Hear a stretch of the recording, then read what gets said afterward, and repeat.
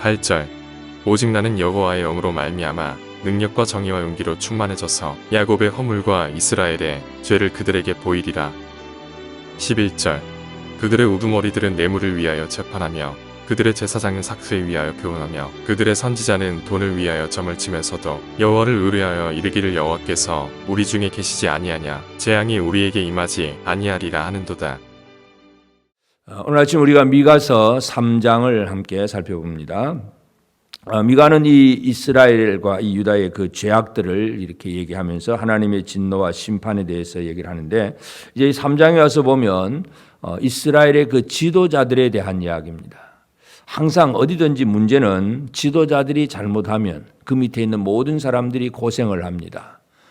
왕이 잘못 판단을 하면 그 왕 밑에 있는 군사들이 전쟁에 나가서 다 죽을 수도 있고, 하여튼 이 지도자들의 문제가 많은 사람들을 복되게 할 수도 있고 또 어려움을 겪을 수도 있게 합니다. 그래서 이 미가 시대에 이 지도자들에 대한 이 하나님의 말씀, 미가가 그렇게 예언합니다. 첫 번째 1절에 보면 내가 또 이르노니 야곱의 우두머리들과 이스라엘 족속의 통치자들아 들으라.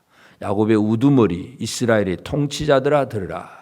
왕과 높은 귀족들에 대한 이야기. 이 통치자들의 그 본분 들으라. 정의를 아는 것이 너희의 본분이 아니냐. 통치자에게 가장 중요한 것은 바로 정의로움입니다. 불의가 아니라 정의로움. 하나님의 의를 깨닫고 하나님의 뜻을 이루는 것이 바로 이 통치자들이 해야 될 일입니다. 그런데 문제는 그들의 삶이 2절에 보면 너희가 선을 미워하고 악을 기뻐하여 내 백성의 가죽을 벗기고 그 뼈에서 살을 뜯어 그들의 살을 먹으며 그 가죽을 벗기며 그 뼈를 꺾어 다지기를 냄비와 속 가운데 담을 고기처럼 하는도다. 백성들을 학대하는 그런 모습입니다. 선을 미워하고 악을 기뻐하고 백성의 가죽을 벗기고, 그러니까 통치자들이 가지고 있는 권력과 힘을 가지고 백성들을 학대하고 억누르고 백성에게 있는 것들을 다 빼앗아서 자기가 누리는 그런 생활을 사는 것, 이것이 바로 정의를 잃어버린 그 통치자들의 이야기입니다. 그러니까 미가 시대에 이 왕이나 귀족들이나 여러 많은 이 통치자들, 정권을 가지고 잡은 사람들, 이 사람들에 대한 이야기인데, 그렇기 때문에 하나님께서 그들에게 주시는 말씀은 4절에 보면 그때 그들이 여호와께 부르짖을지라도 응답하지 아니하시고 그들의 행위가 악했던 만큼 그들 앞에 얼굴을 가리시리라. 하나님은 그들을 외면하십니다. 하나님이 얼굴을 가리고 하나님이 외면하시면 하나님의 응답을 받을 수도 없고 하나님의 도움을 받을 수도 없다는 얘기입니다. 사울 왕이 하나님의 말씀에 불순종하고 하나님 앞에 버림을 받고 나서는 그 다음에는 하나님께서 그 사울을 쳐다보지도 않습니다.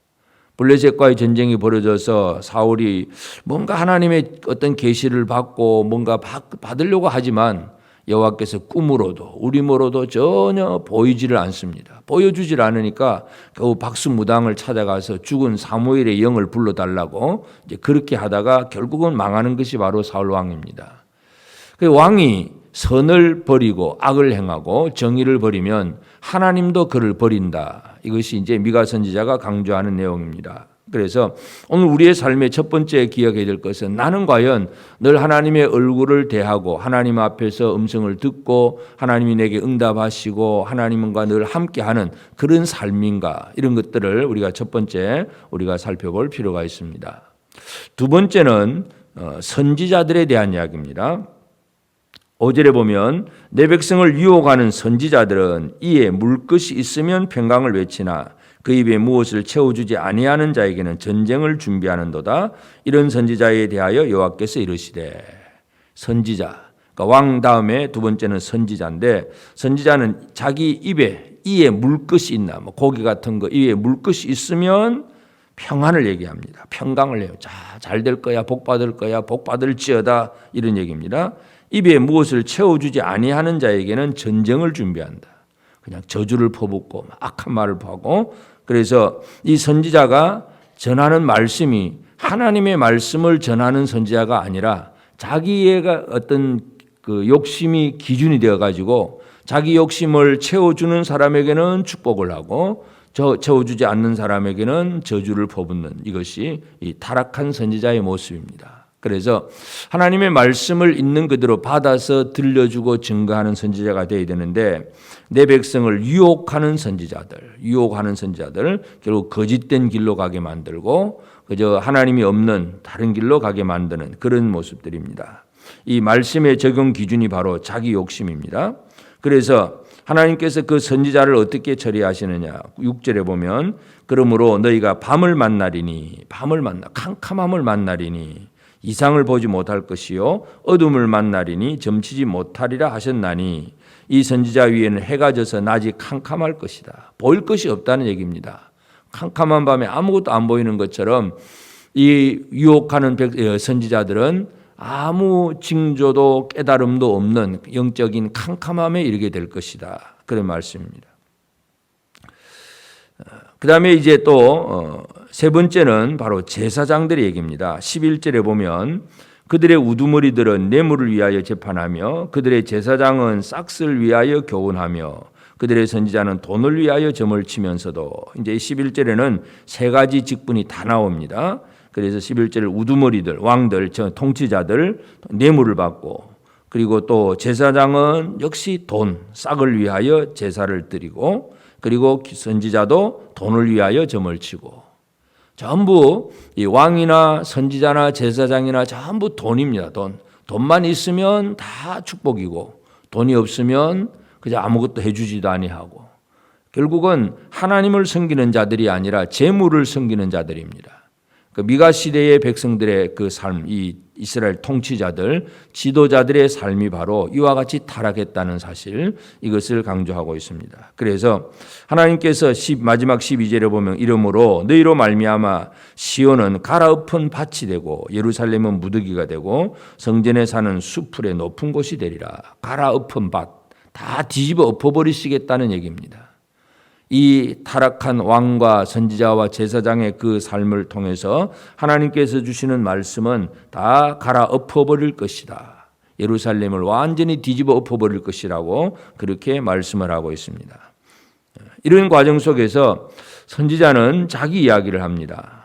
8절에 보면 오직 나는 여호와의 영으로 말미암아 능력과 정의와 용기로 충만해져서 야곱의 허물과 이스라엘의 죄를 그들에게 보이리라.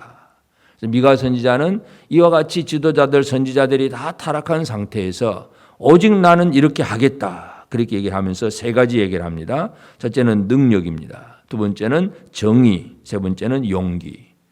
오늘 우리 시대에 우리가 하나님의 백성으로서 또는 하나님의 일꾼으로서 우리가 가져야 될 것이 뭐냐? 첫째는 능력입니다. 예수님께서 제자들을 파송하셨을 때에 둘씩 짝을 지어 파송할 때에 제일 먼저 하신 것이 바로 권능을 주어서 보내십니다. 마태복음 10장 1절에서 더러운 귀신을 쫓고 모든 병과 약한 것을 고치는 권능을 주시니라. 능력이 없이는 하나님의 일을 할 수가 없습니다. 말의 재주, 어떤 다른 것 가지고는 뭔가를 다른 사람들에게 그저 여러 가지 말은 할 수 있을는지 몰라도 하나님의 일을 제대로 할 수가 없습니다. 그래서 미가 선지자는 여호와의 영으로 말미암아 성령으로 말미암아 첫 번째가 바로 능력입니다. 예수님께서 사도행전 1장 8절에서도 너에게 성령이 임하시면 권능을 받고 그래서 오늘 우리가 이제 이 땅에서 하나님의 원하시는 일을 하는 모든 성도들에게 일꾼들에게 필요한 것이 바로 능력입니다. 그 능력은 인간적인 능력이 아니라 성령으로부터 나오는 능력입니다. 그래서 예수 이름의 권세와 능력을 가지고 주의 사명을 감당해야 되고 그러면서 이제 미가는 두 번째는 정의를 얘기합니다. 이 악한 통치자들이 바로 정의를 알지 못하고 불의를 행하면서 선을 기뻐하지 않고 악을 행한다고 했는데 미가는 나는 오직 하나님의 정의를 행하겠다는 그런 말이고 바른 길을 가겠다는 것이고 그 일을 이루는 자신의 마음은 용기입니다. 용기로 충만해서 그러니까 능력은 하나님의 성령으로 이제부터 어떤 은혜와 힘을 얻는 것이고 그 힘을 가지고 정의의 길을 가면서 또 담대하게 용기로 충만해져서 그래서 우리가 사도행전에 보면 사도들이 재판장에 가서 재판을 받을 때 이 재판하는 관리들이 그저 대제사장이나 그 서기관들이 이들을 위협을 하고 다시는 예수 이름으로 말하지 말라 그러고 막 협박을 하고 그럽니다. 그러나 사도들은 풀려 나와서 또다시 기도하고 우리로 하여금 담대하게 복음을 전하게 하옵소서 이렇게 기도하고 또 나가서 복음을 전합니다. 어떤 어려움 속에서도 흔들리지 않는 이 용기, 이것이 하나님의 일꾼들이 가져야 될 그러한 목록입니다. 그래서 오늘 이 아침 우리는 이 타락한 그 왕과 또 제사장과 선지자들 사이에서 참 홀로 참 힘들게 외롭게 그렇게 능력과 정의와 용기로 충만해진 그 미가 선지자를 우리가 다시 한번 살펴보면서 나는 이 시대에 미가 선지자처럼 하나님의 능력을 힘입는 자고 하나님의 정의로운 길을 가는 자이고 그 길을 가면서 용기 있게 하고 있는가, 이 부분을 가지고 이 아침 우리가 함께 기도하기를 바랍니다. 그래서 참으로 이 시대도 마찬가지입니다. 우리 시대도 세상의 정치는 그렇습니다. 또 많은 교회들이 복음을 제대로 전하지 않고 또 이단과 잘못된 사이비들 이런 것들이 난무하는 이런 시대에 우리가 살고 있습니다. 복음을 제대로 전하고 하나님의 뜻을 제대로 펼쳐가는 하나님의 일꾼들이 필요합니다. 그래서 우리가 이 아침에 기도해야 될 것은 첫째는 위에 있는 지도자들을 위한 기도가 필요합니다. 정권을 잡은 위정자들을 위한 기도, 또 교회의 지도자들을 위한 기도. 하여튼 이 지도자들이 잘못되면 전체 백성이 고생하기 때문에 지도자들을 위해서 기도하고, 또 우리 각자가 이제 하나님의 일에 쓰임 받는 것, 직분이 뭔가 다 다르지만 그러나 기본적으로 능력과 정의와 용기, 이 세 가지는 하나님의 일을 하는 사람에게 있어서 가장 중요한 덕목들입니다. 그러한 것들, 능력을 주시고 정의로운 길을 가게 하시고 담대한 용기를 가지고 주의 사명을 감당하게 하옵소서. 이것이 바로 오늘 우리 기도 제목입니다. 오늘 이 아침 이 타락한 사회 속에서 미가 혼자 열심히 오직 정의로운 길을 외치고 있는 그 선지자를 바라보면서 이 시대에 이 미가와 같은 선지자들이 많이 일어날 수 있도록 기도하시고, 우리 교회가 깨어서 하나님의 능력을 힘입고 하나님의 정의를 실천하고 용기 있게 이 영적 전쟁에서 승리해가는 그런 우리 교회가 되도록, 우리 성도들 각자가 될 수 있도록 힘써 기도하고 나아가는 우리 모두가 되어지기를 주의 이름으로 축복합니다. 기도하십시다. 이제 오늘 받은 말씀으로 함께 기도하겠습니다. 우리나라의 통치자들이 정의로 나라를 다스리고 한국의 교회가 십자가의 복음을 온전히 선포하여 하나님께서 외면하지 않는 나라가 되게 하옵소서. 하나님께서 주신 사명을 이루도록 권능을 주시고 정의의 길로 가게 하시고 용기로 무장하여 영적 전쟁에서 날마다 승리하는 삶을 살게 하옵소서.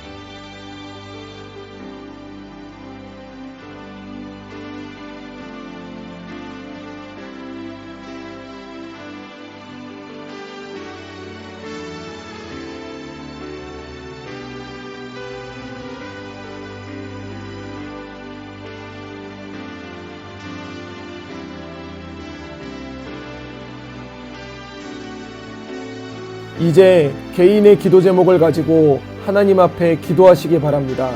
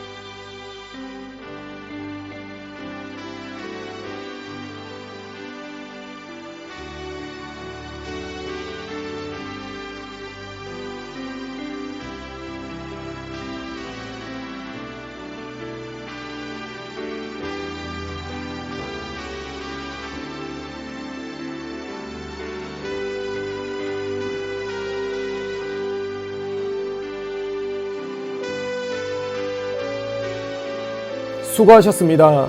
오늘도 하나님의 인도하심 가운데 승리의 하루를 보내시는 우리 재건부평교회 모든 성도님들이 되시기를 주님의 이름으로 축복합니다.